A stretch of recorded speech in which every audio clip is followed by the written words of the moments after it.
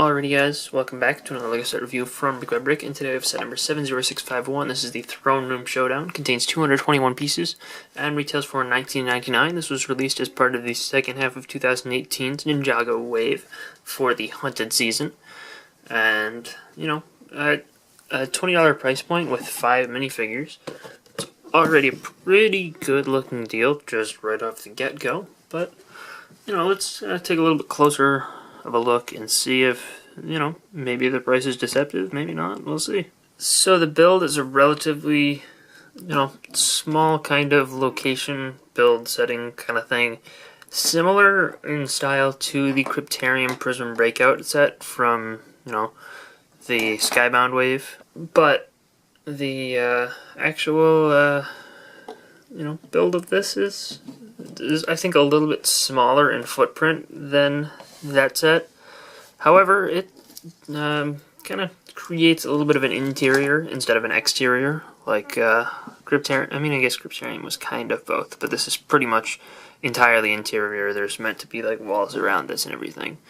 But I think that for what it is, it's pretty decently designed. First off, it's kind of modular just a little bit. Like, you can fold these out and make it a big old wall with this in the center of the room, so you could put this like inside of a big square room, or you could leave it like this, or you could fold it so that these are exactly 90-degree angle here in the back, or you could do it like this so that it's a big long hallway, or you could take them apart. This is kind of like a little bit iffy, but you could, if you chose to, put it like this and put the throne kind of like at the center, and the prison cell wouldn't make as much sense, but you would kind of have like a little banister there.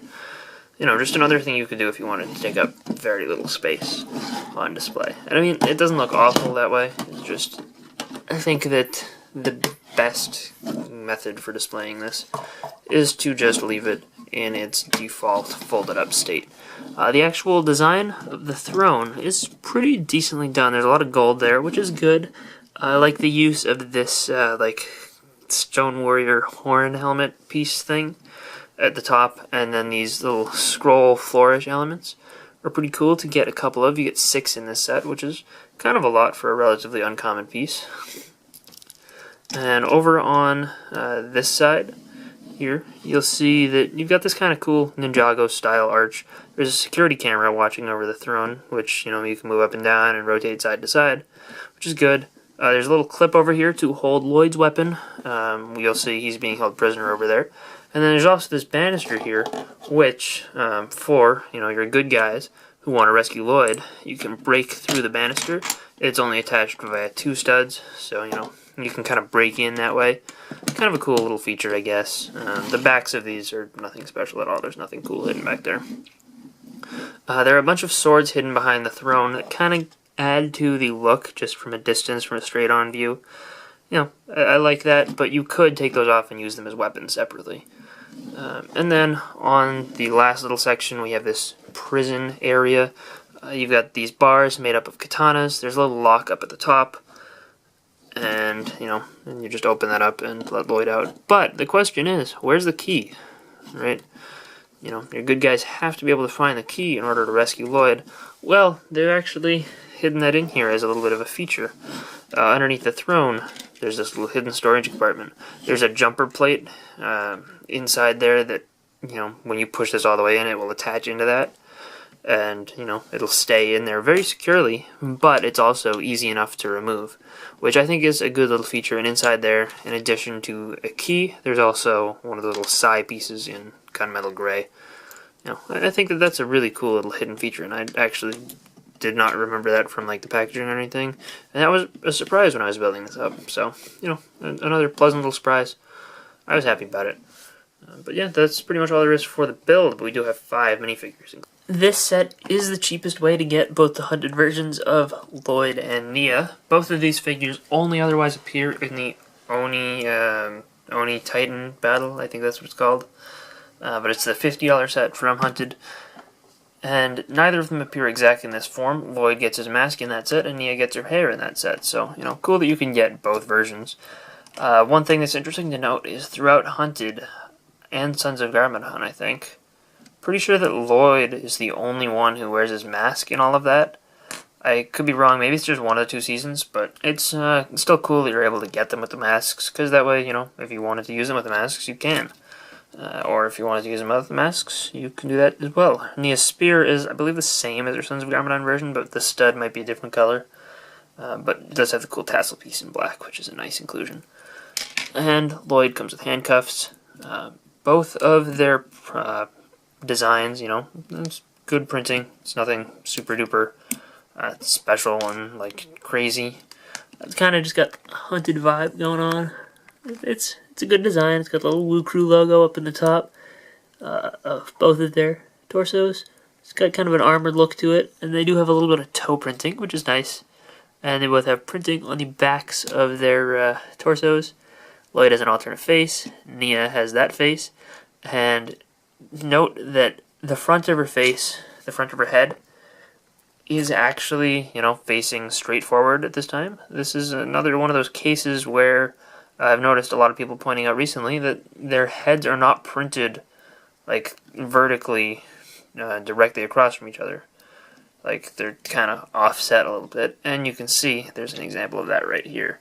So, you know, it's a little bit of a quality issue. It doesn't really affect these figures, but for example, say you had like, I don't know, I mean this is a bad example, but say you had like some sort of mohawk that was supposed to cover the whole face, but this was shifted to the side and it didn't. That would have been a little bit annoying, but that's not a problem here. Hopefully they fix that before they try and use it in any sort of way like that. The other 2 figures which appear in this set, but are not exclusive, are Harumi and the Samurai X Pixel version. And, you know, both of these are good figures. Harumi only otherwise appears in a $50 set, and same with Samurai X. She appears in Kilo vs. Samurai X, and she appears in the Oni mech, or the Oni Titan. Yeah, that's what it's called. You know, both of these are good figures. Harumi gets that cool hairpiece, which, you know, works for a character in the show. And she does have pretty cool facial expression with the red kind of, I don't know, streak on her head. The torso printing for her is really nice. I like the black and dark blue. She gets a red katana with a little tassel piece, which is nice to get. Samurai X gets 2 golden katanas, which are a little bit more common. Her helmet uses this white face guard piece as well as the same golden piece that's used on the throne. And her front face is Pixel. Her alternate face, you know, just makes her look like Samurai X, kind of more mysterious. You know, that looks good as well.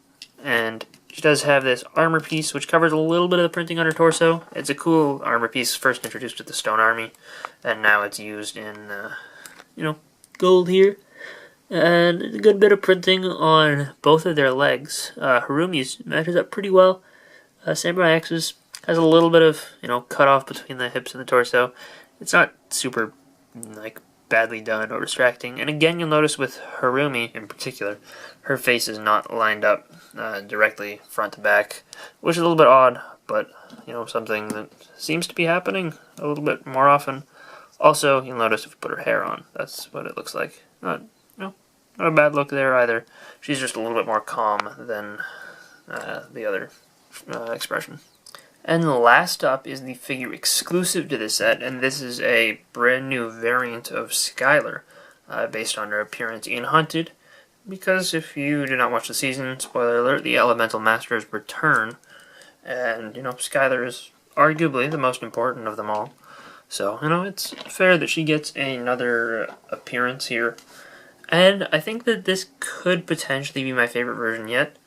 The hairpiece did get used in a accessory set, kind of, that featured a different version of Skylar. But the face print on this one seems to be not as good looking as the one that was in the picture on the box. So I'm glad that here we get a brand new face for her. And this is a pretty good looking facial expression. It matches the show really, really well. It has the red eyebrows and everything. Looks really good. I like that. She does have silver shurikens as an accessory and a red Batman belt from the Lego Batman movie, which, you know, I like that quite a bit. I think that was a good inclusion. if we remove her ZX shoulder pads, you'll notice that she does have some pretty good printing on the back of her torso. You know, with those on there, that pretty much all gets covered up. But in addition to that, she also has an alternate facial expression where she's a lot angrier. Kind of reminds me of the facial expression from the original version of Skylar from 2014 in the Turn of Elements, but it doesn't have that mask. So, you know, I think that this is a... Oh, it also reminds me of the facial expression from the original Samurai X, actually. That just came to my head. But overall, this is a really cool figure. Glad to get it, especially reuse of this hairpiece, because this is the second time it has been available, and, you know, this is a much more widely available set, so, you know, good to have it here. Overall, I think that this set is pretty great for the, you know, price of the set. Not only do you get a pretty decent build for $20, you know, it's a good playset. I would consider it definitely comparable to the Cryptarian Prison Breakout, which was a set that I really liked as well. Pretty much the same exact kind of thing here. I think the figure lineup in this one is better than the Cryptarian Prison Breakout. You know, that just had a bunch of prisoners and that random security guard. This includes some very desirable characters, like Skylar and Samurai X, as well as Harumi, and all in a really cheap set. Skylar is a great exclusive, and I do think that, you know, it's nice to be able to get these figures pretty easily, because I know that there are a lot of people who were not a big fan of the Kilo vs. Samurai X set. They didn't like the mech in there. Personally, the review is coming soon, but I was pleasantly surprised by it. And then the interesting thing is that these three figures here all come in the Oni Titan set, so, you know, pretty much the same figure selection there, which I did find a little bit strange, but, you know, I think that's more a fault of the Oni Titan than it is of here, because that is a larger set, so it's basically limiting the amount of exclusivity in that one. But overall, I think this set is really, really good for the price, and I'm a big fan. So, would definitely recommend it if you guys are, you know, interested in any of these figures or interested in just Ninjago. This is a pretty good cheap set to get you started there. And this is pretty much the entire cast of who remains in the realm of Ninjago for Season 9. This is pretty much all the good guys and, you know, the main bad guy. So, you know, that's pretty cool. So, I hope you guys enjoyed. See you guys all next time. Have a great day. Bye, everyone.